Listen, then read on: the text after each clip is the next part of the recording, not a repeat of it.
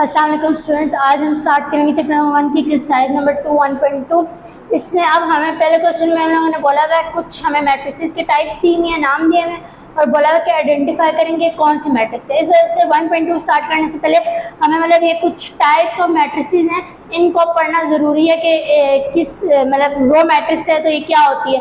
ये जब हमें समझ आ जाएंगे तो फिर हम अपने क्वेश्चन जो है सॉल्व कर सकेंगे। सबसे पहले आप ये रो मैट्रिक्स क्या होती है। जब भी किसी भी मैट्रिक्स में सिर्फ एक रो हो, जब रो मैट्रिक्स है तो हम किसी और चीज को नहीं देखेंगे, मतलब कि मैट्रिक्स के अंदर कोई कॉलम वगैरह को हमने नहीं कंसिडर करना। सबसे पहले बस हमने ये देखना कि इस मैट्रिक्स में अगर वन रो हो, अगर ये देखिए फॉर एग्जांपल मैट्रिक्स ए है मेरे पास 2 9 5 कुछ भी है, मतलब 2 9 किसी मैट्रिक्स क्लोज भी कर सकती हूँ। अगर हमारे पास ये मैट्रिक्स है, इसमें हमारे पास कितनी रो है, ये एक हमारे पास हॉरिजॉन्टली जो प्रेजेंट हुई होती है वो हमारे पास रो होती है। तो यहाँ पर हमारे पास सिर्फ एक रो है, वो मैट्रिक्स जिसमें सिर्फ हमारे पास नंबर ऑफ रो एक हो, वन हो, अगर सिर्फ नंबर ऑफ रो तो वो हमारे पास रो मैट्रिक्स होगी। नंबर ऑफ कॉलम्स जितने भी हो या उसकी शेप उस मैट्रिक्स की कोई भी हो, ये इसको हमने नहीं देखना। रो मैट्रिक्स अगर हमें क्वेश्चन में दी हुई है कि बताएं इनमें से रो मैट्रिक्स कौन सी है, तो वो मैट्रिक्स जिसमें सिर्फ एक रो हो, एक रो, उसको हम कहते हैं रो मैट्रिक्स। अब हम आगे देखते हैं कॉलम मैट्रिक्स क्या होता है। कॉलम मैट्रिक्स हमारे पास वो मैट्रिक्स जिसमें हमारे पास सिर्फ एक कॉलम हो। अब ये जो मैट्रिक्स है इसमें हमारे पास column number 1, column number 2, column number 3, इसमें हमारे पास 3 कॉलम्स बना रहे हैं बट रो एक है, इसका मतलब ये रो मैट्रिक्स है। अब ये वैल्यूज हम ले लेते हैं, समझे बी मैट्रिक्स है हमारे पास 2 9 5। अब देखिए इसमें हमारे पास 3 रोज हैं बट कॉलम एक है। वो मैट्रिक्स जिसमें एक कॉलम हो हमारे पास हॉरिजॉन्टली प्रेजेंटेड, एक ही मतलब लाइन में हमारे पास एक ही कॉलम है हमारे पास, तो इसका मतलब है कि एक कॉलम मैट्रिक्स है, ठीक है। वो मैट्रिक्स जिसमें एक रो मैट्रिक्स है, वो कॉलम जिसमें वो मैट्रिक्स जिसमें एक कॉलम है उसे हम कहते हैं ये हमारे पास कॉलम मैट्रिक्स है, ठीक है। नल मैट्रिक्स, अब नल मैट्रिक्स क्या होती है, वो मैट्रिक्स जिसमें हमारे पास सारी वैल्यूज जो है जीरो हो, ठीक है, जीरो हो, उसको हम कह देते हैं नल मैट्रिक्स। इसमें हम ये नहीं देते हैं कितने नंबर ऑफ रोज हैं, कितने नंबर ऑफ कॉलम्स होने चाहिए, इसके हमारे पास कोई मतलब के लिमिटेशन नहीं है, बट उसमें सारी जो वैल्यूज हैं अंदर उसके अंदर वो जीरो ही होंगी तो वो नल मैट्रिक्स होगी, या फिर इसको हम जीरो मैट्रिक्स भी कहते हैं, ठीक है। इसके बाद है स्क्वायर मैट्रिक्स। स्क्वायर मैट्रिक्स वो होती है, ये देखिए इसी मैट्रिक्स को अगर हम देखें, वो मैट्रिक्स जिसमें नंबर ऑफ कॉलम्स और नंबर ऑफ रोज सेम हो, इक्वल हो, मतलब कि इनका ऑर्डर 2 by 2 बन रहा हो या 3 by 3 बन रहा हो, 4 by 4 बन रहा हो, तो वो हमारे पास जो होगी वो हमारे पास स्क्वायर मैट्रिक्स होगी। जिसमें हमारे पास नंबर ऑफ रोज और नंबर ऑफ कॉलम्स जो है वो हमारे पास सेम हो, वो हमारे पास होती है स्क्वायर मैट्रिक्स। रेक्टेंगुलर मैट्रिक्स क्या होती है, वो मैट्रिक्स, अब हम एक और मैट्रिक्स ले लेते हैं, यहाँ पे डी नाम दे देते हैं उसे।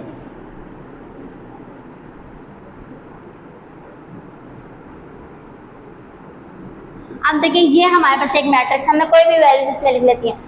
रेक्टेंगुलर मैट्रिक्स होती है जिसमें नंबर ऑफ रोज और कॉलम सेम ना हो, मतलब अब ये देखिए ये जो है हमारे पास इस शेप देख के हम लोगों ने कभी ज्यूम नहीं करना कि ये वाली होगी।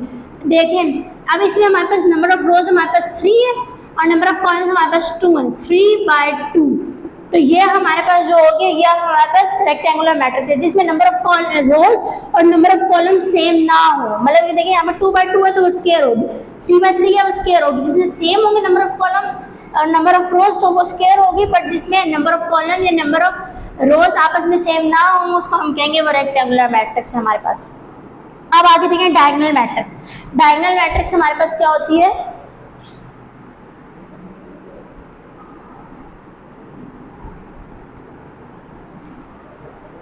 डायगोनल मैट्रिक्स हमारे पास होती है वो मैट्रिक्स, अब देखें फॉर एग्जांपल ये हमारे पास मैट्रिक्स है 4 0 0 0, एक ये मैट्रिक्स है, ठीक है। डायगोनल मैट्रिक्स होती है जिसके डायगोनल में जो सी हमारे पास एंट्रीज पड़ी हो, मतलब जो वैल्यूज हो उनमें से एटलीस्ट एक नॉन जीरो होने का मतलब कि एक जीरो ना हो और बाकी ये जीरो हो सकती है। इसके इधर भी मैं यहाँ 4 लिख सकती हूँ, 3 लिख सकती हूँ, मतलब डायगोनल एंट्रीज में एटलीस्ट 1 जो है वो नॉन जीरो हो, बाकी जीरो भी हो सकती हैं, और जो नॉन डायगोनल है वो हमारे पास जो है वो जीरो ही हो, ठीक है। नॉन डायगोनल एंट्रीज हमारे पास जीरो होनी चाहिए और जो डायगोनल एंट्रीज हैं उसमें से हमारे पास एटलीस्ट 1 नॉन जीरो होनी चाहिए, मतलब ये वाली जीरो कर लूँ तो ये भी डायगोनल एंट्री होगी। अब हम ऐसी भी एक हो सकती है, फॉर एग्जाम्पल इसको मैं ए दे देती हूँ नाम 1 2 0 0 0, तो ये भी जो है हमारे पास ये भी डायगोनल एंट्री है, ठीक है, जिसमें मतलब एटलीस्ट 1 इसमें देखिए डायगोनल एंट्रीज में एटलीस्ट 1 जो है हमारे पास यहाँ 2 नॉन जीरो आ रहे हैं, एटलीस्ट 1 जो है वो नॉन जीरो होना चाहिए। मतलब अगर यहाँ पर भी मैं इसमें भी जीरो हो जाए इधर भी जीरो हो जाए तो ये हमारे पास डायगोनल नहीं होगी, क्योंकि इसमें तो सारी जीरो वैल्यूज हैं। अगर यहाँ पर 1 एक भी यहाँ पर 1 है तो मतलब कि डायगोनल मैट्रिक्स है, जिसके नॉन डायगोनल पे हमारे पास जीरो एंट्रीज हैं और डायगोनल पर हमारे पास एटलीस्ट 1 जो है वो नॉन जीरो एंट्री है, तो ये हमारे पास सिंपली जो हो जाती है डायगोनल मैट्रिक्स हो जाती है। अब हमारे पास है आइडेंटिटी मैट्रिक्स। आइडेंटिटी मैट्रिक्स को हम आई से रिप्रेजेंट करते हैं, ठीक है, डिनोट करते हैं। अब इसमें क्या होता है कि हमारे पास जो डायगोनल पे एंट्रीज पड़ी होती हैं उनको 1 होना चाहिए, ठीक है, डायगोनल पर जो सी भी एंट्रीज होती हैं उनको हमारे पास 1 होना चाहिए। अगर सारी 1 होंगी इसका मतलब है कि ये हमारे पास जो है आइडेंटिटी मैट्रिक्स है। अब स्केलर मैट्रिक्स देखिए, स्केलर मैट्रिक्स क्या होती है, वो मैट्रिक्स जिसके डायगोनल पर स्केलर मैट्रिक्स हमारे पास, इसको मैं भी दे देती हूँ नाम, स्केलर मैट्रिक्स वो होती है जिसके डायगोनल पर हमारे पास कोई मतलब सेम वैल्यूज हो। जैसे आप पीछे बुक में एग्जांपल में देखेंगे उन लोगों ने यहाँ पर हमें के और बाकी जो है वो 0 है, यहाँ पर भी 0, यहाँ पर भी 0, यहाँ पर भी 0 0 0, यहाँ पर भी 0, ठीक है, मतलब कि डायगोनल पर जो एंट्री पड़ी है, अब स्केलर और आइडेंटिटी बच्चे मिक्स कर देते हैं। डायगोनल पे जहाँ 1 होगा वो हमारे पास आइडेंटिटी होगा, 1 का मतलब है आइडेंटिटी, ठीक है, तो यूनिट मैट्रिक्स कहते हैं आइडेंटिटी मैट्रिक्स को। यहाँ पे 1 होना चाहिए डायगोनल एंट्रीज पर, ठीक है, और बी में यहाँ पर जो स्केलर मैट्रिक्स है यहाँ पर सेम वैल्यूज होनी चाहिए, मतलब कि 2 भी हो सकता है, 3 भी हो सकता है, 4 2 2 2 4 4 4, मतलब कि यहाँ पर डायगोनल में जो एंट्रीज हमने डाली हैं उनके हमारे पास जो वो सेम होनी चाहिए, मतलब 4 भी हो सकते हैं तीनों, 2 भी हो सकती है, 1 भी हो सकती है, मगर लेकिन जहाँ 1 होगी वहाँ स्पेसिफिकली हमारे पास एक अलग टाइप जो दी हुई आइडेंटिटी मैट्रिक्स, तो हम फिर उसको आइडेंटिटी मैट्रिक्स सिखाएंगे, ठीक है। ये थी हमारी टाइप्स। अब हम अपना क्वेश्चन स्टार्ट करेंगे, फिर जो सा मसला हो वो हमारा सॉल्व हो जाए।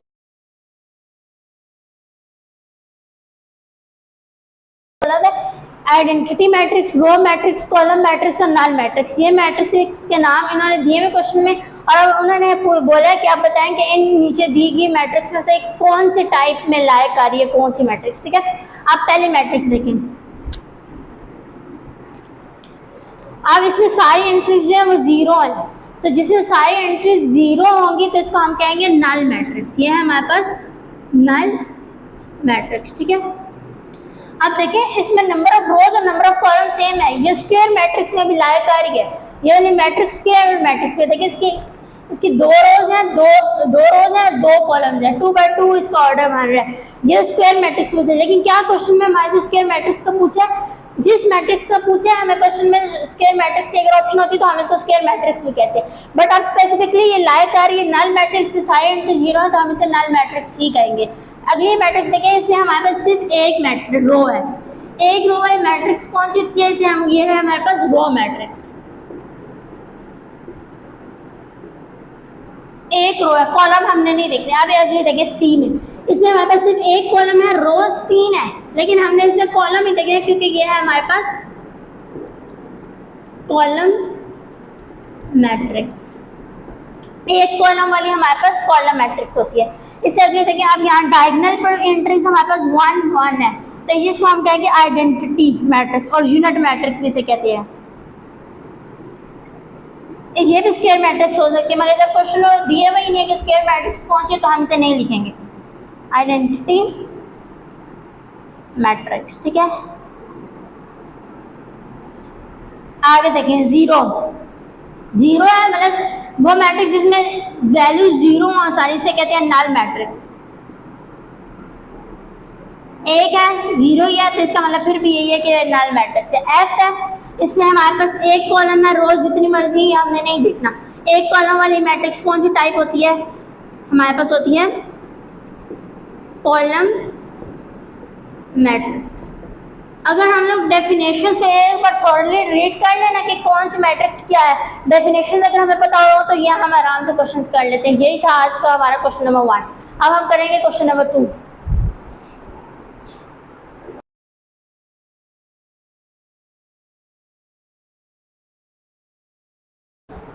जी तो ये है हमारा क्वेश्चन नंबर 2।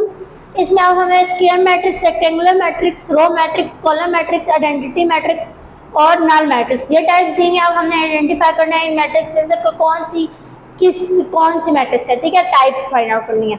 अब ये देखें, वो मैट्रिक्स जिसमें नंबर ऑफ रोज और नंबर ऑफ कॉलम सेम ना हो। अब देखिए इसमें 2 रोज है, हमारे पास 2 रोज है बट 3 कॉलम है। अब यहाँ पे हमारे पास रेक्टेंगुलर मैट्रिक्स है ये, क्योंकि वो मैट्रिक्स रेक्टेंगुलर मैट्रिक्स क्या होती है, हमारे पास वो मैट्रिक्स जिसमें नंबर ऑफ रोज और कॉलम सेम ना हो।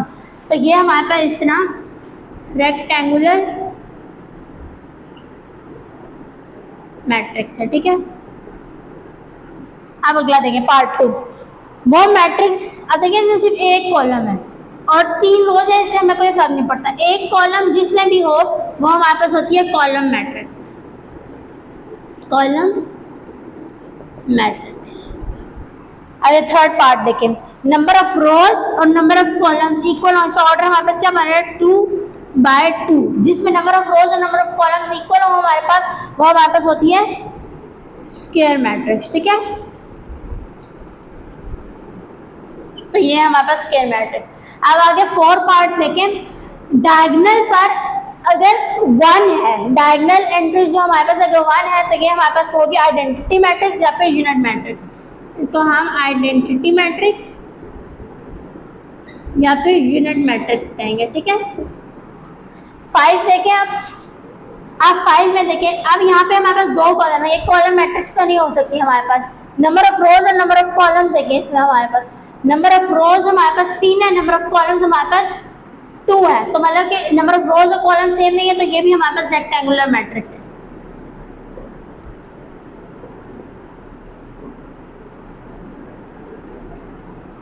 आप ये देखें, इसमें हमारे पास नंबर ऑफ रो क्या है 1, जिसमें नंबर ऑफ रो 1 होती है वो हमारे पास कौन सी टाइप है, रो मैट्रिक्स है हमारे पास, रो मैट्रिक्स, ठीक है। 7 देखें, इसमें हमारे पास एक कॉलम है, सेम वही दोबारा ये हमारे पास है कॉलम मैट्रिक्स। अगला एक पार्ट देखिए, अब इसमें देखिए नंबर ऑफ रोज 3 है हमारे पास, नंबर ऑफ कॉलम हमारे पास 3 है, तो ये कौन सी मैट्रिक्स है, ये हमारे पास है स्क्वायर मैट्रिक्स, क्योंकि इसका ऑर्डर जो है 3/3 है, सेम है number of rose and columns, तो ये हमारे पास स्क्वायर मैट्रिक्स होगी। अब आगे 9th पार्ट देखिए, इसमें जिसमें सारी वैल्यूज एंट्रीज जो है हमारे पास 0 हो वो हमारे पास होती है नल मैट्रिक्स। ये नल मैट्रिक्स या फिर 0 मैट्रिक्स है, ठीक है।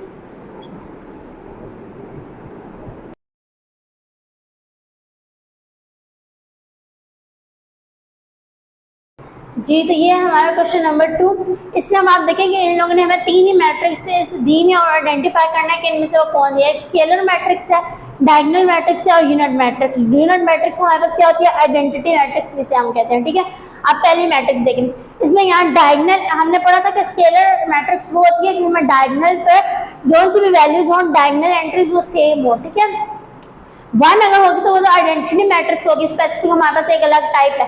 बट अब यहाँ पे देखिए हमारे पास 4 है, यहाँ 3 होता, 2 होता, 5 होता, मतलब डायगोनल एंट्रीज अगर सेम है तो वो हमारे पास स्केलर मैट्रिक्स होगी। तो ये है हमारे पास स्केलर मैट्रिक्स, ठीक है। इस पर डायगोनल एंट्रीज हमारे पास सेम है।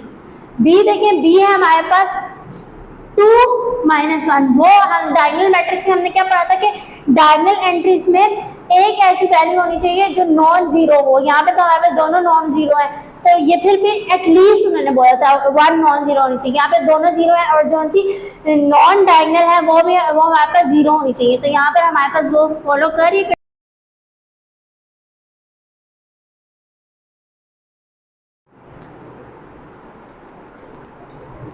ये हमारे पास 1.2 इसका क्वेश्चन नंबर 4 है। उसमें हमें बोला था कि find the negative of the matrices. अब नेगेटिव ऑफ द मैट्रिसेस हमारे पास क्या होता है, ठीक है। मैट्रिसेस में दी हुई वैल्यूज का जब हम साइन चेंज कर देते हैं, मतलब ये देखिए हमारे पास ए मैट्रिक्स जो है ये 1 यहाँ पॉजिटिव है तो इसको पॉजिटिव है तो इसको नेगेटिव कर देना, यहाँ पर ए 1 नेगेटिव है तो इसको पॉजिटिव कर देना, मतलब कि साइंस जो मैट्रिसेस के अंदर दिए हैं ना वैल्यूज के साथ उनको चेंज कर देना, नेगेटिव ऑफ द मैट्रिक्स हो जाता है। ठीक है, अब ये देखिए अभी हमारे पास क्वेश्चन है जो सॉल्व करते हैं, इसको देखिए हमारे पास अब ए का नेगेटिव क्या होगा, ए इक्वल टू इसका साइन चेंज कर देना है, ए पॉजिटिव है तो इसको नेगेटिव कर देना है, 0 पॉजिटिव ना नेगेटिव इसका कुछ नहीं होता तो इसको 0 ऐसे वैसे का वैसा है। ए अब यहाँ पे 1 हमारे पास माइनस है तो इसको पॉजिटिव कर देना, तो ये हमारे पास आ गया ए का नेगेटिव हमारे पास आ गया। बी देखिए बी है हमारे पास, बी का नेगेटिव हमारे पास क्या होगा, यहाँ पर इसमें हमारे पास 3 नेगेटिव पॉजिटिव है इसको नेगेटिव कर देंगे, ए 1 हमारे पास यहाँ नेगेटिव है तो इसको पॉजिटिव कर देंगे, +1 लिखे यहाँ से 1 लिखे, 2 पॉजिटिव है नेगेटिव कर देंगे, 1 पॉजिटिव है इसको हम नेगेटिव कर देंगे, तो ये हमारे पास नेगेटिव मैट्रिक्स आ गई बी की। अब सी है हमारे पास, सी देखें अब सी हमारे पास क्या होगा, -2 -3 -6 -2, यहाँ हमारे पास सारे पॉजिटिव वैल्यूज थे तो उनको नेगेटिव कर दिया तो हमारे पास नेगेटिव ऑफ द मैट्रिक्स आ गया। अब यहाँ पे हमारे पास डी है, डी को देखें हमारे पास -3 है तो +3 हो जाएगा, -4 है तो +4 हो जाएगा, +2 है मतलब कि कुछ नहीं है तो प्लस होगा, +2 है तो इसको हम -2 और यहाँ पे -5 हो जाएगा। अब ई हमारे पास है, ई को नेगेटिव ऑफ ई क्या होगा हमारे पास 1 है, +1 है तो -1 -2 +5 और यहाँ से 5 और -3, बस साइंस चेंज कर देना, मैट्रिक्स के अंदर जो वैल्यूज दी हुई हैं उनको प्लस है तो माइनस कर देना, माइनस है तो प्लस कर देना, इसको कहते हैं नेगेटिव ऑफ द मैट्रिसेस। तो ये हमारे पास बस इतना ऐसा क्वेश्चन नंबर 4 था।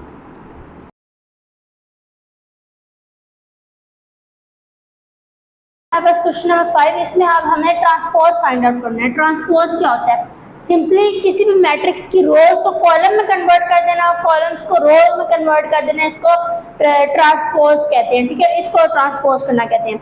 अब ये देखिए हमारे पास, अब हम यहाँ सॉल्व करते हैं तो हमें समझ आएगी ए का ट्रांसपोज लेना है, मतलब कि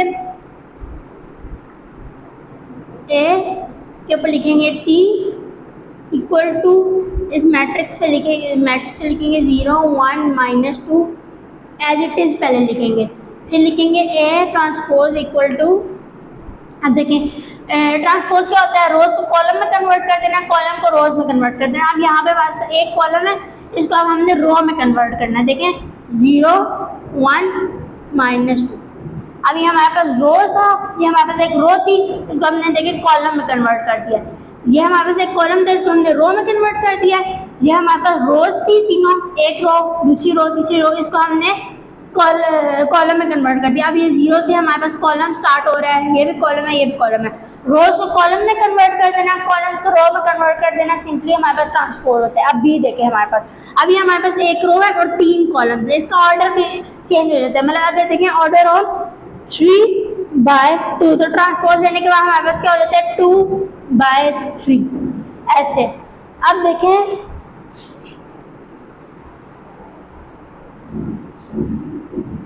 अब ये है हमारे पास बी पार्ट, अब बी पे लिखेंगे बी ट्रांसपोज इक्वल टू, हमारे पास क्या है ये 5 1 -6, ठीक है, इससे साथ है -6, ट्रांसपोज लेंगे, ट्रांसपोज क्या बन जाएगा हमारे पास 5 1 -6। अब देखिए यहाँ पे हमारे पास एक रो थी ना, अब यहाँ पे हमारे पास 3 रोज आ गई हैं, 3 कॉलम से तो हमारे पास एक कॉलम आ गया ऐसे। अब ये देखेंगे सी ट्रांसपोज इक्वल टू, अब सिंपली मैं ट्रांसपोज लूँगी, ये वाला स्टेप नहीं करूँगी, जो एज इट इज लिखना होता है ये आप लोग खुद करेंगे। अब यहाँ पे देखें ये हमारे पास एक रो है, इसको हम कॉलम बना देते हैं, ये हमारे पास रो है एक 2 और -1, इसको हम एक कॉलम बना देते हैं। यहाँ हमारे पास 3 और 0 रो है, तो यहाँ पे हम इसे कॉलम बना देते हैं, तो ये हमारे पास सी का ट्रांसपोज आ गया। डी देखें, अब डी है, डी ट्रांसपोज हमारे पास, ये हमारे पास एक कॉलम है तो इसको हम रो बना देंगे 2 0, ये हमारे पास यहाँ पर कॉलम है, इसको हम रो बना देंगे। अब इसमें देखिए कि पहली और लास्ट वैल्यू हमारे पास सेम होती है। अगर यहाँ पे देखें हमारे पास कॉलम में पहली 0 थी तो यहाँ पर भी 0 ही होगी। यहाँ पे देखें अब 2 थी, पहले 2 ही होगी, लास्ट 5 ही होगी। अब यहाँ पे देखें ई का transpose, E transpose equal to, ये हमारे पास कॉलम है तो इसको हम यू रो बना देंगे, ये रो में चाहिए 3 और 5, ये हमारे पास ट्रांसपोज आ गया। एफ का ट्रांसपोज लेंगे 1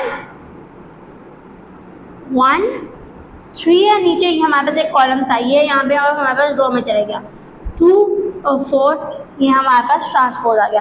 ट्रांसपोज सिंपली होता है ये कि रोज को हमें कॉलम में कन्वर्ट करना होता है, कॉलम को रोज में कन्वर्ट करना होता है, और इसका ऑर्डर जो चेंज हो जाता है, नंबर ऑफ रोज जितनी होती है पहले वो ट्रांसपोज देने के बाद नंबर ऑफ कॉलम जितने हो जाती है, और नंबर ऑफ कॉलम जितने पहले होते हैं वो नंबर ऑफ रोज हो जाती है ट्रांसपोज देने के बाद।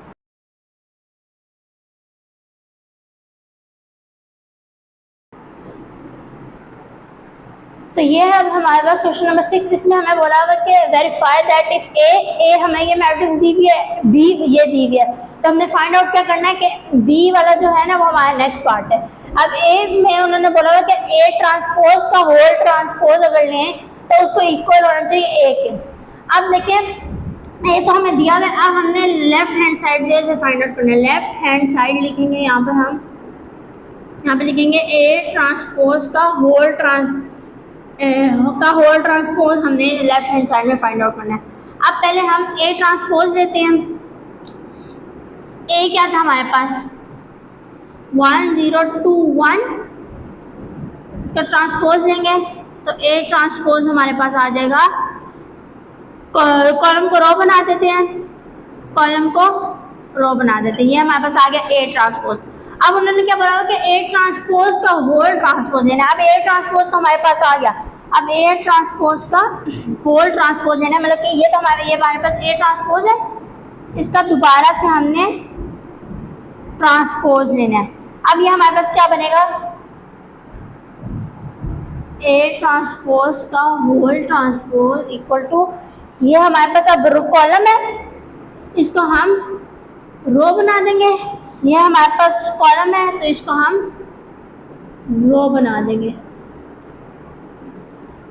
तो ये देखें क्या हमारे पास ए के इक्वल आ रहा है, देखिए ये हमारे पास इक्वल है। इक्वल मैट्रिक्स हमने क्या बोल दी, जिसका ऑर्डर भी हमारे पास सेम हो और कोरिस्पोंडिंग वैल्यूज भी जो है हमारे पास सेम हो। तो अब ए ट्रांसपोज का होल ट्रांसपोज ए मैट्रिक्स के इक्वल आ रहा है, तो हमारे पास प्रूव हो गया कि A transpose whole transpose equal to A 2।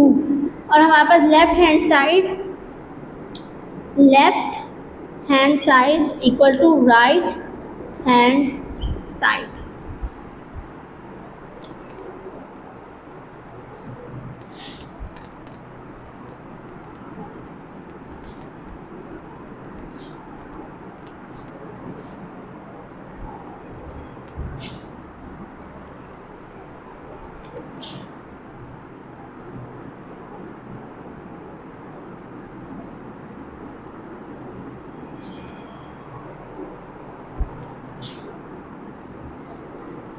अब ये हमारे पास नेक्स्ट पार्ट है इसी क्वेश्चन का। अब हमने यहाँ पे बी ट्रांसपोज होल ट्रांसपोज को बी के इक्वल प्रूफ करना है कि बी के इक्वल है कि नहीं। अब बी हमारे पास क्या है, अब हम पहले लिखेंगे बी है हमारे पास 1 2 1 0, ठीक है। बी ट्रांसपोज लेंगे अब सबसे पहले, तो इसी पे लिखेंगे हम same B transpose find out करना है। कॉलम को रो बना दिया, रो को हमने कॉलम बना दिया, ठीक है। अब बी ट्रांसपोज का हमने दोबारा ट्रांसपोज लेना है। बी ट्रांसपोज का होल ट्रांसपोज इक्वल टू, देखिए 1 1 2 0, इसका ट्रांसपोज लेना है तो इसका दोबारा एक स्टेप करेंगे। बी ट्रांसपोज का होल ट्रांसपोज इक्वल टू, यहाँ पे ट्रांसपोज का साइन आएगा, यहाँ पे आएगा 1